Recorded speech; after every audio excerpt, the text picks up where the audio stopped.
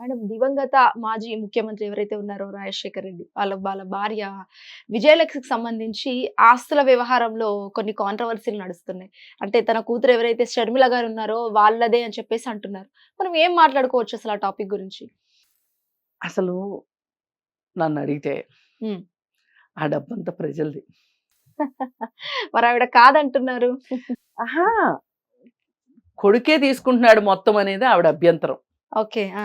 నా అభ్యంతరం ఏంటంటే ఈ కొడుకుది గాదు, కూతురిది గాదు. హ్మ్. అది అసలు జాతీయం చేయాల్సిన ఆస్తులవి. ఎందుకంటే వాళ్ళకొచ్చిన ఆస్తులన్నీ కూడా 2005 తరువాత 2004లో రాజశేఖర రెడ్డి గారు సీఎం అయిన తర్వాత హ్మ్. క్విడ్ ప్రోకో ద్వారా సంపాదించిన ఆస్తులు అవన్నీ. హ్మ్. ఈ దేశ సహజ వనరుల్ని కొల్లగొట్టి ఈ సహజ వనరుల నుంచి కొండలు పిండి చేసి సంపాదించి ఖనిజ సంపదని వేరే దేశాలకి తరలిస్తే వచ్చిన డబ్బు అవి. హ్మ్. ఆ డబ్బు ఈ దేశాంది. హ్మ్. ఈ దేశాందంటే ఈ సమాజాంది. ఈ సమాజాందంటే ఈ ప్రజలది. అంతేగాని మీకేదో ఒక అవకాశం దొరికింది కదా అని మీరు క్విడ్ ప్రోకోలో డబ్బు సంపాదించారు. ఒక వ్యక్తి ఒక 5 సంవత్సరాల కాలంలో హ్మ్. ఇన్ని కంపెనీలు పెట్టటము, ఇంత డబ్బును సంపాదించగలగటము అసలు ఎలా సాధ్యం? మీకు తెలిసింది దాంట్లో కనీసం 100లో ఒకటో వంతైనా సరే ఈ ఈ ఈ దేశంలో ఇంకెవరికి నేర్పించలేకపోయారేంటి? హ్మ్. ఎలా సంపాదించారు ఈ ఆస్తులన్నీ? మళ్ళీ ఈ ఆస్తుల గురించి కొట్టుకొని చేస్తున్నారు మీరు. ఆమె చెప్తుంది నలుగురు మనవళ్ళకి మనవడు మనవరాళ్ళకి ఈ ఆస్తి అని వైఎస్ చెప్పారు. వైఎస్ ఉన్నగా అందరికీ తెలుసు ఈ సంగతి హ్మ్. అని చెప్పారు. మరి చెప్పినప్పుడు ఈవిడ మాట్లాడే దాంట్లో కూడా కొంచెం అసంబద్ధంగా ఉంది. హ్మ్. ఏంటంటే మరి జగన్మోహన్ రెడ్డి ఒక్కడే ఎందుకు జైలుకి వెళ్ళాడు? హ్మ్. మీరెందుకు వెళ్ళలేదు? ఆలోచించాలి కదా.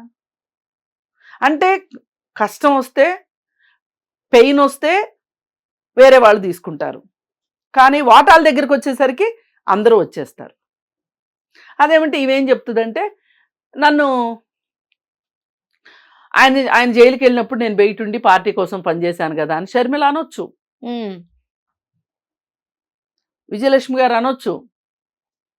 కానీ ఈ ఈ వ్యక్తిగతమైన ఆస్తుల పంచాయతీని ఊరి మీద పడేయడం అనేది కరెక్ట్ అయిన విషయం కాదు. ఎక్కడి నుంచి వచ్చాయండి మీకు ఈ ప్యాలెస్లు? హ్మ్. యలహంక ప్యాలెస్ గురించి మాట్లాడుతుంది, సరస్వతి పవర్ గురించి మాట్లాడుతుంది, ఏవేవో చాలా ఉన్నాయి ఆస్తులు. హ్మ్. ఎంతోమంది దాదాపు 16 ఛార్జ్ షీట్లు ఉన్నాయి, 16 కేసులు ఉన్నాయి మీ మీద. హ్మ్. 14 నెలల్లో 16 నెలల్లో జైల్లో ఉండొచ్చారు జగన్మోహన్ రెడ్డి. ఎందుకంత అభియోగం మోపబడింది? ఈ దేశంలో ఎంతోమంది వ్యాపారవేత్తలు ఉన్నారు, ఎంతోమంది రాజకీయ నాయకులు ఉన్నారు. ఏ పిల్లలకి జరగంది మీకే ఎలా జరిగింది? హ్మ్. ఒక తల్లిగా ఆ ఇంట్లో ఉన్న ఒక మహిళగా మీకు తెలియదు ఆ సంగతి? ఎలా వచ్చుంటాయి అని? హ్మ్. ఇప్పుడు ఊరు మొత్తం వాన కురుస్తుందండి. కురిస్తే వాన ఊరు మొత్తం కురిస్తే లేదంటే ఒక ప్రాంతంలో కురుస్తుంది. హ్మ్. ఒకే ఇంటి మీద వర్షం కురవదు కదా. అవును. మీ ఒక్కళ్ళకి అన్ని డబ్బులు ఎలా వచ్చాయి? హ్మ్. మళ్ళీ ఈ డబ్బుల గురించి పంచాయతీ. ఇంక దేశంలో సమస్యలే లేనట్టు, మీ ఇంటి సమస్య అయినట్టు. హ్మ్. అందుకని నా ఉద్దేశం ప్రకారం ఆహ్, హ్మ్, ఏదో పిల్లి పంచాయతీ కోతి తీర్చిందన్నట్లు ఈ ఆస్తి మొత్తాన్ని జాతీయం చేసేసి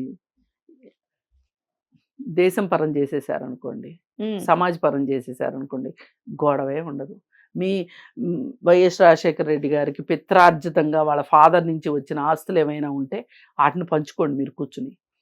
అంతేగాని ఈ 2004 తర్వాత సంపాదించిన ఆస్తులు ఏవి కూడా మీ ఆస్తులు కాదు. కానీ ఆవిడ ట్విట్టర్‌లో గావచ్చు, లేకపోతే ఆల్ మీడియా త్రూ గూడా అది కుటుంబ ఆస్తులే అని చెప్పేసి అంటున్నారు. అవునండి, కుటుంబ ఆస్తే నేను కాదనట్లా. హ్మ్. మీ కుటుంబమే సంపాదించింది. హ్మ్. కానీ మీ కుటుంబం ఎలా సంపాదించగలిగింది? వైఎస్ రాజశేఖర రెడ్డి గారి పదవిని అడ్డం పెట్టుకుని సంపాదించారు మీరు. హ్మ్. లేకపోతే మీరు ఎట్లా సంపాదించగలిగేవాళ్ళు?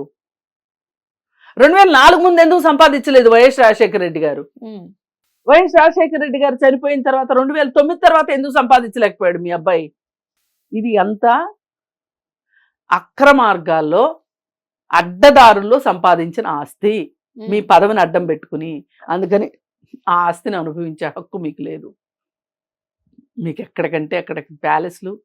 ఈ భారతదేశంలో 5-6 మెట్రోపాలిటన్ సిటీస్లో ఇళ్ళున్న వాళ్ళు ఎవరూ లేరు, జగన్మోహన్ రెడ్డి ఒక్కడు తప్పితే.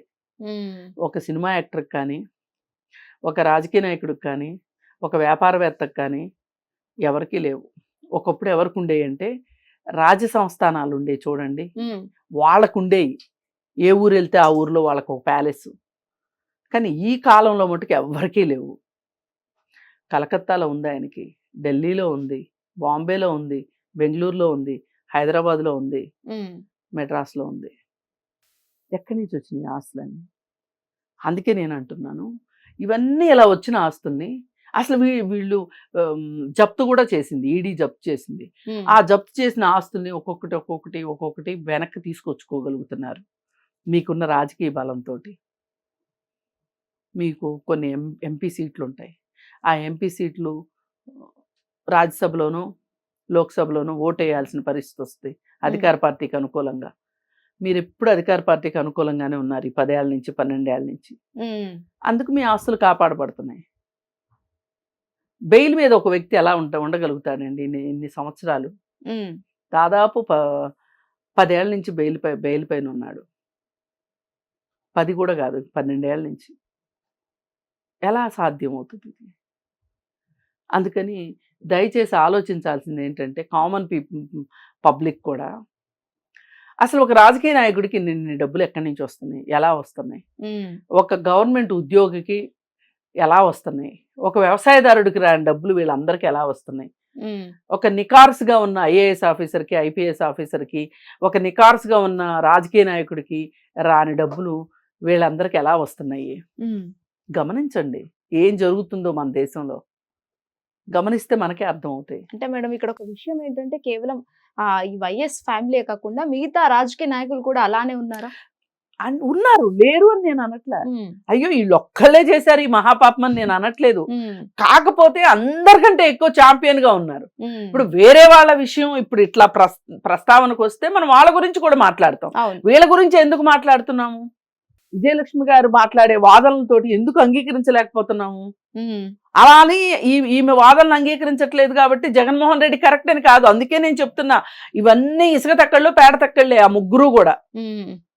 ఆమె ఏం చెప్తుంది, నా కొడుకు, నా కూతురు, నా మనవాళ్ళు, నా మనవరాళ్ళు, నలుగురు ఎవరైతే ఉన్నారో ఆ నలుగురికే చెందాలి ఈ ఆస్తి అంటు, నలుగురికి సమానంగా చెందాలి అంటుంది. జగన్మోహన్ రెడ్డి ఏమంటున్నాడు, నేను ఎక్కువ కష్టపడ్డాను, నేను ఎక్కువ ఎగ్జిక్యూట్ చేశాను, నేను ఎక్కువ మోసం చేశాను, నేను జైలుకి వెళ్ళాను, ఇంట్లో కడుపులో నీళ్ళు చల్లగదలకుండా ఉన్న వాళ్ళకి నేను ఎందుకు ఇవ్వాలి అని ఆయన మాట, ఆయన ఆలోచన. ఈమెమో మేనల్లుడికి మేనగోడలకి అన్యాయం చేశాడు అని చెప్పి ఈవిడ బాధపడుతుంది. ఏది ఏమైనా సరే ఎవరి ఆస్తి ఎవరు పంచుకుంటున్నారు, ఎవరు ప్రేక్షకులుగా చూస్తున్నారు ఇదంతా? అందుకే ప్రజలు నిద్ర లేవాలి. ఇలాంటివి వచ్చినప్పుడన్నా ఆలోచించగలగాలి. ఆలోచిస్తే అర్థమవుతుంది ఎక్కడి నుంచి వస్తున్నాయి అసలు. ఎందుకు 10 సంవత్సరాల పాటు 12 సంవత్సరాల నుంచి ఆయన ఎవరికి ఈ చిదంబర రహస్యం చెప్పలేకపోతున్నాడు ఏంటి జగన్మోహన్ రెడ్డి? ఎలా ఈ ఆస్తులు సంపాదించాను అని.